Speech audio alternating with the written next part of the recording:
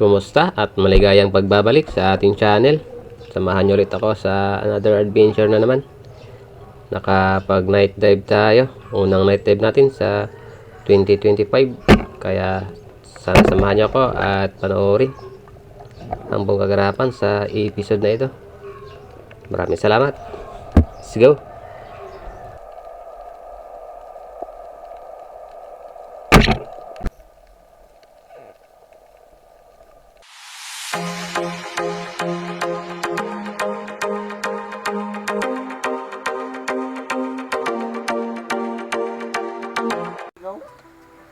So ayan, prepare na agad kami at ready nang makapag-dive. Apat kami ngayon. Si Pinsan Dodo, Kuya Dodo, si Oliver at saka yung balae niya. So ito, warm up tayo. Medyo may kalabuan ng visibility ngayon. Gawa ng walang tigil pa rin ang pagbaha. Tsaka dito na pupunta sa dagat ang labo. Kaya susubukan natin kung kakayanin ba natin. Pero pag hindi, babalik tayo sa kabilang spot tayo pupunta. So dito may napana tayong isang malaking pusit. So kita niyo naman yun, visibility natin parang malabo talaga.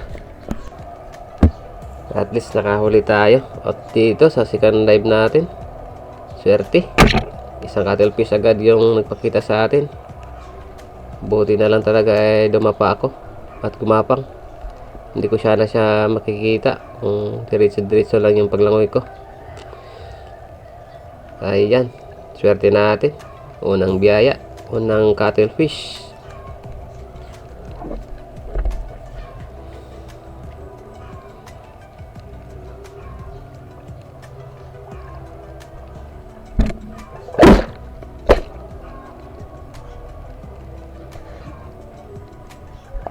At hindi lang yan nag-iisa. Sa kasunod pang pagsisid natin, sayang nga lang at di pala naka-on yung camera natin. Kala ko naka-record na. So ayan, nang paangat na ako, saka ko pa na malayan na hindi pala naka-record. Ayos lang, at least nakadalawang cuttlefish agad tayo.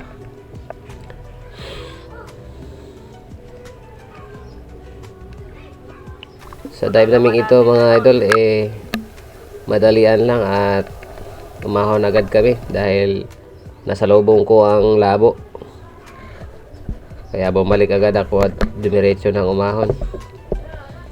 Katapos ng cuttlefish nito, dalawang dive lang yata. Nakadalawang dive tayo. Saka umahon na rin. Umahon na rin yung mga kasama natin. Hindi nila kinaya ang labo ng dagat. So ito, isdang pula na makinang yung mata. 2 piraso sana ito. Ayan, ito muna yung pinana natin.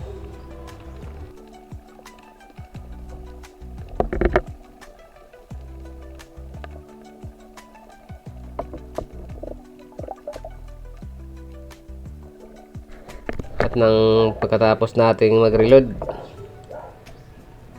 binalikan agad natin at binaba yung isang kasama pa nito.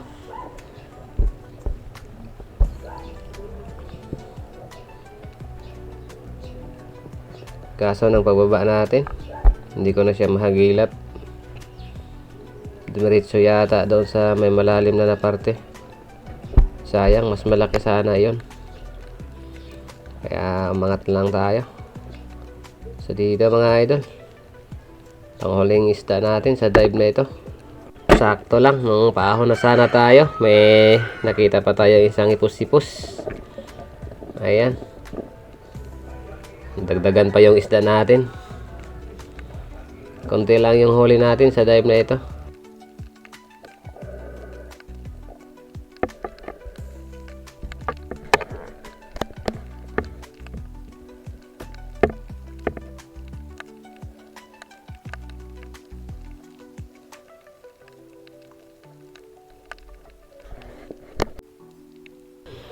Kaya yan, paahon na tayo. Abangan nyo mga idol ang kasunod na dive namin sa sumunod pa na gabi. Yun. Ito lang muna ang makayanan. Ang labo pa din ng dagat sa tabi.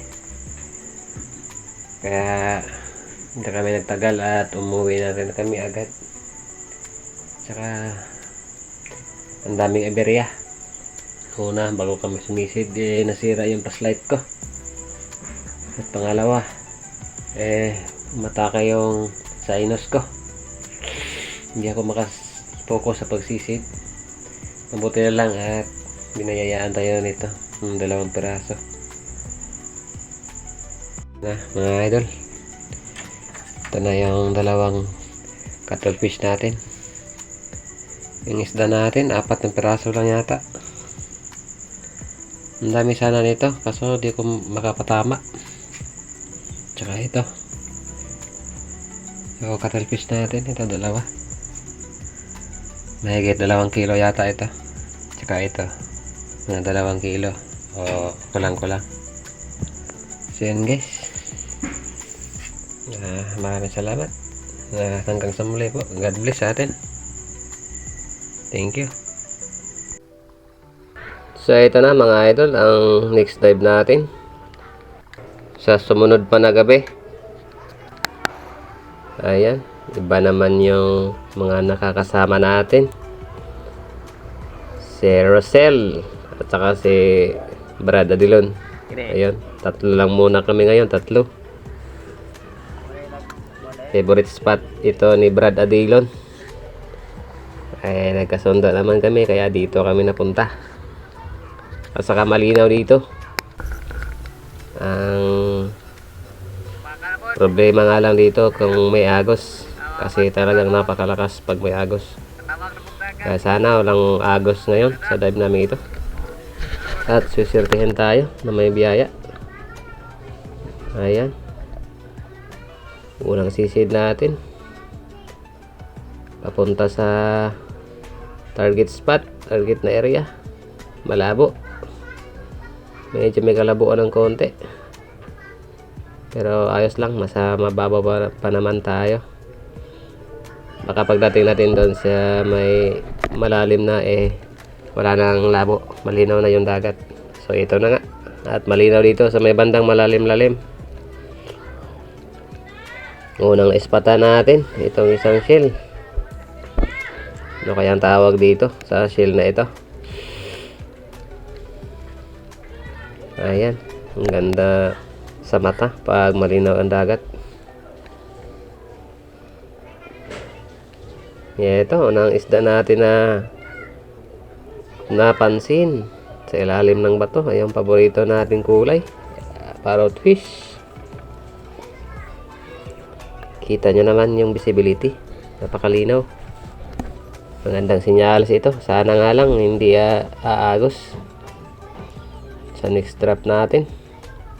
Ito, dudoblehin ko sana itong danggit na ito, kaso medyo alanganin yung pisto ng isa, kaya isa lang yung natamaan natin at nakuha. Dali-dali akong umangat at nag-reload agad para balikan pa yung isa, kaso pagbalik ko hindi ko na siya makita. Diretso na papunta sa may malalim.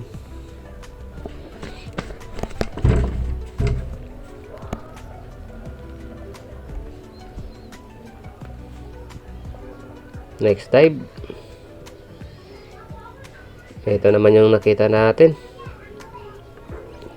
yung paborito pa din natin na kulay. Ayun, parrotfish.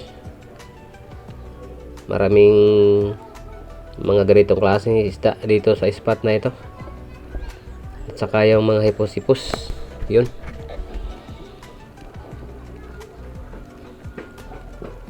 sa next trap naman tayo. May nasilip tayo dito sa ilalim ng butas ng bato na pagalaw-galaw. Medyo malikot ang isdang ito. Ayun, akala ko kung ano ng klaseng isda. umiiwas sa liwanag ng ating flashlight. At butit dito banda huminto siya. Ayan, kitang kita yung kanyang uso at napana natin. At maganda yung patama natin.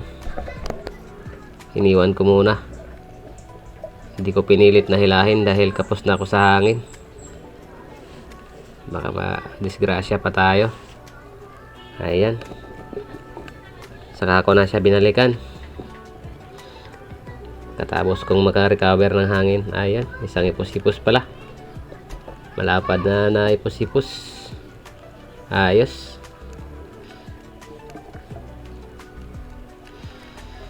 Marami ito dito, mga ganitong klaseng isda. Pag namamana kami sa araw, ang dami naming nakikita dito. Kaso nga lang pag gabi talagang pahirapan sa paghanap, pagsilip ng mga bato sa butas. Ayun oh. Ito sana, sayang talaga. Napakalaking Titan triggerfish.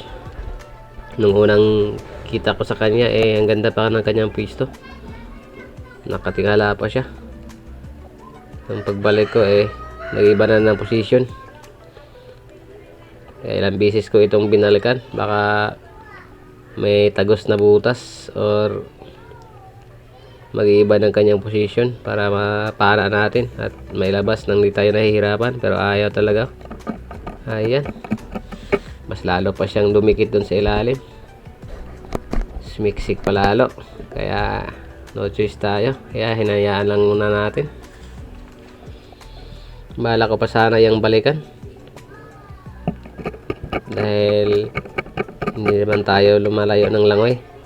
Kaso nga lang hindi na rin nagtagal tumira na yung agos, malakas na agos, kaya hindi na ako nakabalik dito. No choice tayo, ganun pa din, hayaan na lang at iwan. Better luck next time. Sigurado ako bahay niya yan, tulugan kumbaga, dahil ang ganda ng forma ng bato. So next trap tayo, eto sa ibabaw ko palang kitang kita ko ng isdang ito. Kukulay green ang kanyang kulay. Isang ipos-ipos ulit, mas malaki ito, kaya inikot ko muna itong pinagtataguan niya na baka mayroong butas na tumagos at doon ko na siya palabasin, kaso wala. Kaya ayan, no choice tayo, dito ko na lang siya banda tinira. Kinakabahan ako dito, baka hindi tumagos yung flapper at di nakalak. Nako, sayang lang ito, buti na lang. Ayan, nakuha natin. Swerte, mas malapad ito kumpara doon sa unang huli natin. Goods na ito.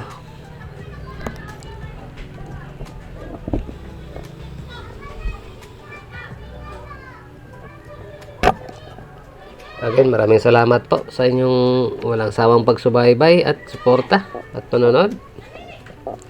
Sa mga bago sa channel natin, mga bagong subscriber at mga viewers, maraming salamat po sa inyo. At sa mga napadaan lang po, huwag niyo po sana kalimutan i-hit ang subscription at papindot na rin ang bell button. Ayan, maraming salamat. Wala mo na tayong shoutout ngayon mga idol. Iipunin ko muna yung mga nag-comment, saka sa sunod na video na natin i-shoutout. Pasensya na po. So ito, isang kanuping. Sama na ang tama. Akala ko wala na siya dito, kasi unang tira natin hindi natin napuruhan. Umangat pala siya. Ayun, sapul. Malapit na rin tayong umahon. Tayo na lang yung naiwan. Umahon na yung dalawang kasama natin. Yung isang kasama natin, si Brad Adilon, sumama ang kanyang pakiramdam dahil medyo umalon kanina. Ayan.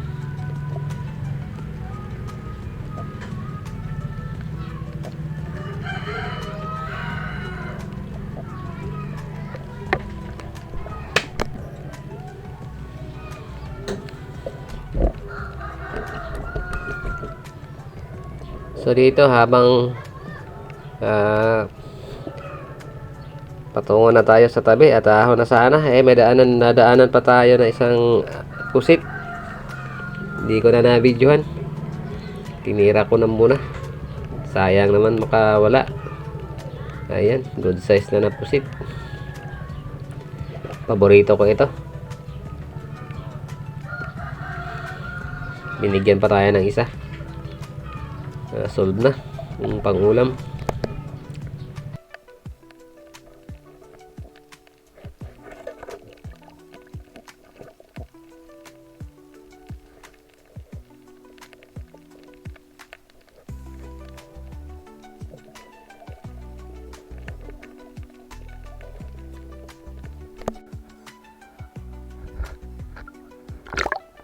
So yan guys, paahon na tayo. At again, maraming salamat sa iyong walang sawang pagsubaybay sa mga adventure natin ginagawa.